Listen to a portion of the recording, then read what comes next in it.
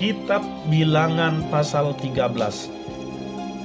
Tuhan berfirman kepada Musa, "Suruhlah beberapa orang mengintai tanah Kanaan yang akan kuberikan kepada orang Israel. Dari setiap suku nenek moyang mereka haruslah kau suruh seorang, semuanya pemimpin-pemimpin di antara mereka." Lalu Musa menyuruh mereka dari padang gurun Paran sesuai dengan titah Tuhan.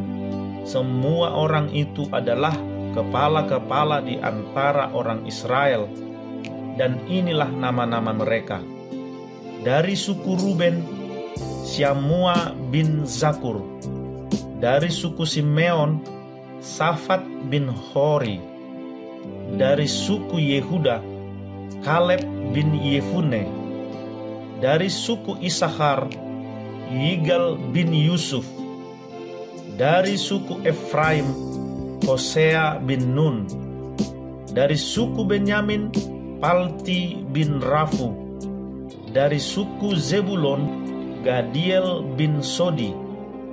Dari suku Yusuf, yakni dari suku Manasye, Gadi bin Susi. Dari suku Dan, Amiel bin Gemali. Dari suku Asher, Setur bin Mikhael. Dari suku Naftali, Nahbi bin Wofsi. Dari suku Gad, Guel bin Makhi. Itulah nama orang-orang yang disuruh Musa untuk mengintai negeri itu, dan Musa menamai Hosea bin Nun itu Yosua. Maka Musa menyuruh mereka untuk mengintai tanah Kanaan. Katanya kepada mereka, "Pergilah dari sini ke tanah Negeb dan naiklah ke pegunungan, dan amat-amatilah bagaimana keadaan negeri itu. Apakah bangsa yang mendiaminya kuat atau lemah?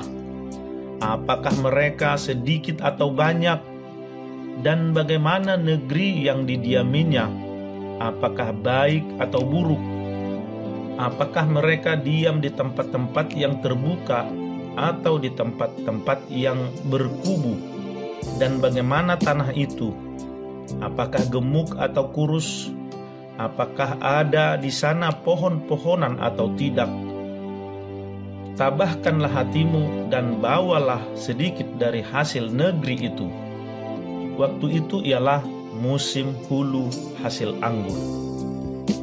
Mereka pergi ke sana, lalu mengintai negeri itu mulai dari padang gurun Zin sampai ke Rehob, ke jalan yang menuju ke Hamat. Mereka berjalan melalui tanah Negeb, lalu sampai ke Hebron. Di sana ada Ahiman, Sesai, dan Talmai, keturunan Enak. Hebron didirikan 7 tahun lebih dahulu dari Soan di Mesir. Ketika mereka sampai ke lembah Eskol, dipotong merekalah di sana suatu cabang dengan setandan buah anggurnya. Lalu berdualah mereka menggandarnya. Juga mereka membawa beberapa buah delima dan buah ara. Tempat itu dinamai orang Lembah Eskol karena tandan buah anggur yang dipotong orang Israel di sana.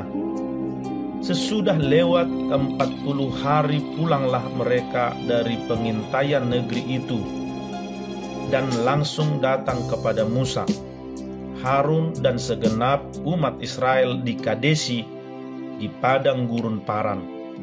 Mereka membawa pulang kabar kepada keduanya dan kepada segenap umat itu, dan memperlihatkan kepada sekaliannya hasil negeri itu.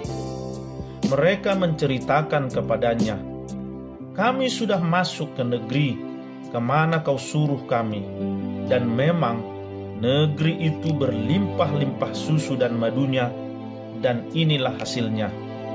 Hanya bangsa yang diam di negeri itu kuat-kuat, dan kota-kotanya berkubu dan sangat besar.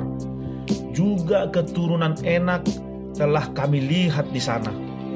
orang Amalek diam di tanah Negeb, orang Het, orang Yebus, dan orang Amori diam di pegunungan, orang Kanaan diam sepanjang laut dan sepanjang tepi sungai Yordan. Kemudian Kaleb mencoba menenteramkan hati bangsa itu di hadapan Musa. Katanya, "Tidak, kita akan maju dan menduduki negeri itu, sebab kita pasti akan mengalahkannya." Tetapi orang-orang yang pergi ke sana bersama-sama dengan dia berkata, "Kita tidak dapat maju menyerang bangsa itu, karena mereka lebih kuat daripada kita." Juga mereka menyampaikan kepada orang Israel kabar busuk tentang negeri yang diintai mereka dengan berkata, "Negeri yang telah kami lalui untuk diintai adalah suatu negeri yang memakan penduduknya, dan semua orang yang kami lihat di sana adalah orang-orang yang tinggi-tinggi perawakannya. Juga kami lihat di sana orang-orang raksasa, orang enak yang berasal dari orang-orang raksasa, dan kami lihat diri kami seperti belalang, dan demikian juga mereka terhadap kami."